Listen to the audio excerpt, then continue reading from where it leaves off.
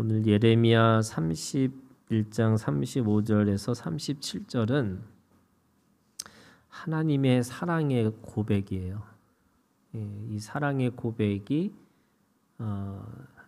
나는 너를 영원히 사랑할 거야. 지금 이 말씀하고 있는 거예요.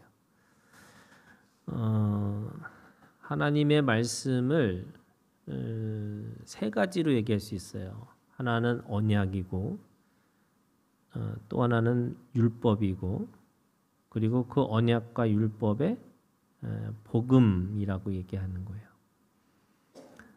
언약이라는 거는요 혼자 하는 게 아니에요. 쌍방이에요. 그러니까 하나님이 하나님의 백성으로 이스라엘을 정하셨고 그 정하심을 따라서 이스라엘도 세상에 많은 신들이 있지만 하나님이 나의 하나님이라고 고백하고 살겠다 이거예요. 그러니까 하나님도 나 너만 볼 거고 이스라엘도 나는 하나님만 믿겠습니다. 이게 언약이에요.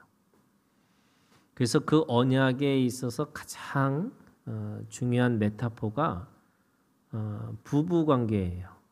그러니까 신랑과 신부가 그 결혼식 날 비가 오나 눈이 오나 아플 때나 건강할 때나 사랑하겠습니까? 그러면 네 그러잖아요. 그거를 서로가 하는 거예요. 신랑 입장에서도 하고 신부 입장에서도 하고. 그러면 서로의 약속을 따라서 결혼식이라고 하는 그런 서로 간의 맹세로 인해서 하나가 되어지는 거죠. 그게 언약이에요. 그러니까 언약은 하나님과 이스라엘 백성들이 또는 하나님과 아브라함이 또 하나님과 그리스도인이 그것이 서로에게 약속이 되어서 지키겠다 이렇게 얘기하세요. 율법은 일방적인 거예요. 율법이라는 거는 네가 지키면 살고 지키지 않으면 죽을 거야 이거 얘기하시는 거예요. 근데 율법 자체는 거룩하고 선하고 또 온전한 거예요. 그런데 그 율법을 지키려고 하는 사람이 쉽지 않은 거죠. 그러니까 율법은 온전하고 거룩하고 이 완전한 거지만 그렇게 쉬운 것이 아닐 수 있다는 거예요. 그런데 그 율법이라는 게 은혜와 은혜라고 하는 다시 말해서 언약과 언약 사이에 있는 거예요. 그러니까 율법만 떼어놓고 하면 아무도 살 자가 없는 거예요.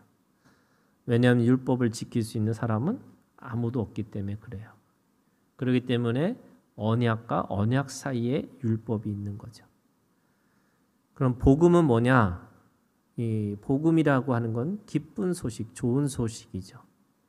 그러니까 그 언약의 자리에 또 율법의 자리에 우리를 그렇게 불러주셨다라고 하는 것이 복음이라고 할 수 있어요. 그럼 이렇게 되는 거죠. 하나님은 언약과 율법의 소식을 통해서 우리에게 하나님의 사랑과 하나님의 인자하심과 하나님의 성실하심을 선포해 주시는 게 복음이라고 하는 거죠. 근데 그 복음의 가장 근본적인 정신이 뭐냐? 이게 사랑이에요. 하나님의 영원하신 사랑. 오늘 이 35절부터 37절이 그 복음의 내용을 얘기하고 있는 거예요. 첫 번째 보세요. 35절에 보면 여호와께서 이와 같이 말씀하셨느니라. 그는 해를 낮의 빛으로 주셨고 달과 별들을 밤의 빛으로 정하였고 바다를 뒤흔들어 그 파도로 소리치게 하나니 그의 이름은 만군의 여호와니라. 첫 번째가 뭐냐면요.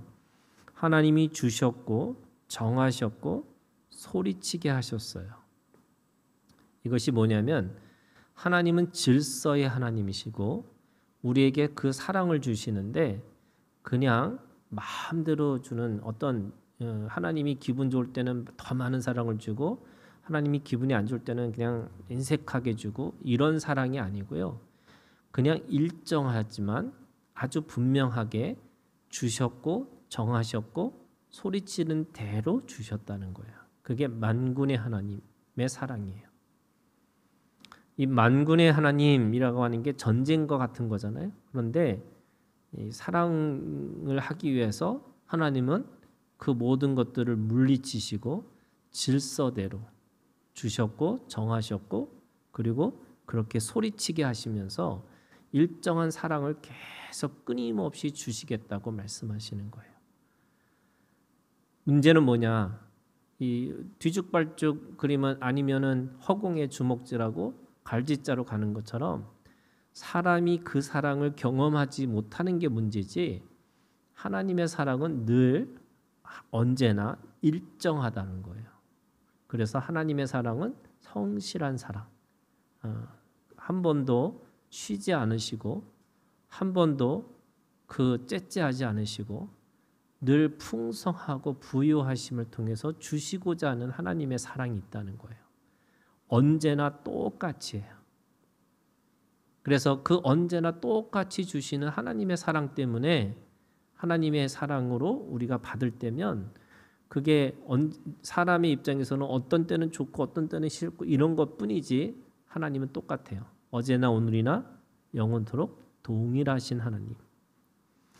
두 번째 사랑은요. 36절이에요. 이 법도가 내 앞에서 패할진대 이스라엘 자손도 내 앞에서 끊어져 영원히 나라가 되지 못하리라. 이게 지금 반어법이에요. 그러니까 패하고 끊어지는 그 자손이 끊어지면 하나님의 나라도 영원히 있지 않을 거다. 그건 무슨 말이냐면 하나님의 성실하심은 영원하다는 거예요. 이 영원성이라는 게 생명을 누구나 가지는데 그 생명이 영원한 생명으로 가지 못하는 거죠. 그러니까 하나님의 사랑은 영원한 사랑이라는 거예요. 그러니까 성실하죠. 언제나 똑같아요. 그런데 그 똑같은 그 사랑이 임시적이고 일시적인 게 아니고 영원하다는 거예요. 그래서 그 동일하다라는 게 뭐냐면 그 양과 질도 똑같지만 시간적으로 생각하면 영원히 있다는 거예요. 언제까지요?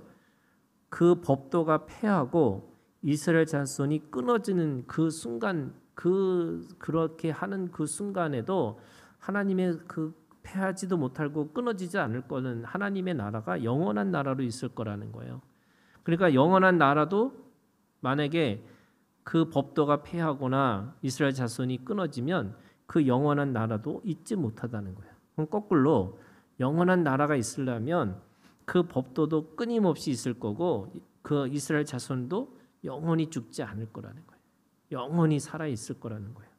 그래서 하나님의 두 번째 이 사랑은 영원한 사랑이에요. 성실한데 그 성실함이 끝이 없는 거죠. 그래서 영원한 사랑으로 우리에게 말씀하세요.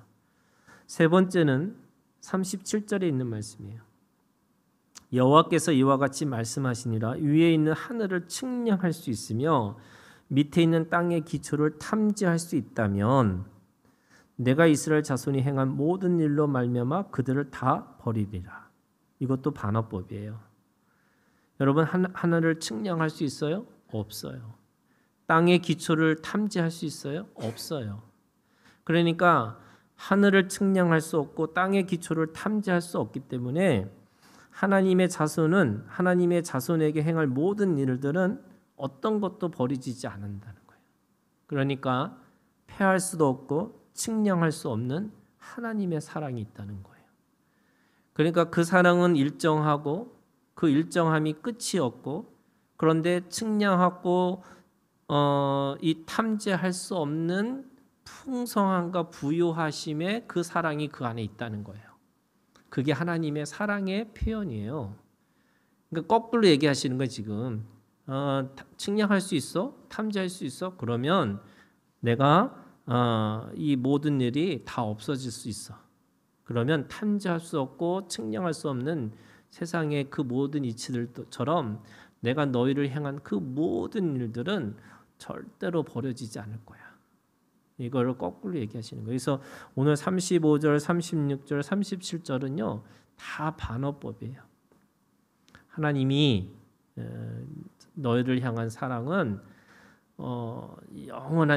영원한 성실함으로 하나님이 주시는 거고, 그 영원한 사랑은 그 풍성함과 부유하심으로 그렇게 끊임없이 측량할 수 없을 정도로, 또 탐지할 수 없을 정도로 우리에게 그렇게 그 사랑을 우리에게 베풀어 주신다고 말씀하세요. 오늘도 여러분 하나님의 사랑의 이 편지를 우리가 함께 묵상하고 또 이 말씀을 가지고 우리가 하나님의 사랑을 함께 기도하셨으면 좋겠어요. 네, 우리 함께 기도하겠습니다.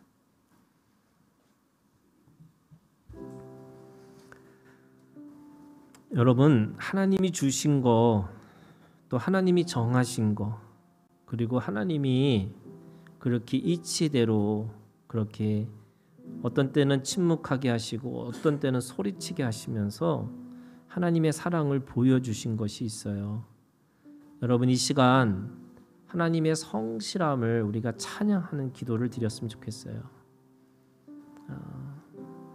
내 마음이 요동치는 것뿐이지 하나님은 절대로 우리를 한 번도 그 손에 놓지 않으셨고요. 또 한 번도 눈을 떼지 않으셨고요. 그러면 오늘 내가 하나님이 안 계신 것처럼, 또 내가 하나님이 없는 것처럼 그렇게 했다면 주님 앞에 회개하고 하나님의 그 일정하시고 그리고 늘 성실하신 그 하나님을 우리가 주님 앞에 찬양하고 우리 함께 기도하는 시간을 가졌으면 좋겠습니다. 우리 함께 기도하겠습니다.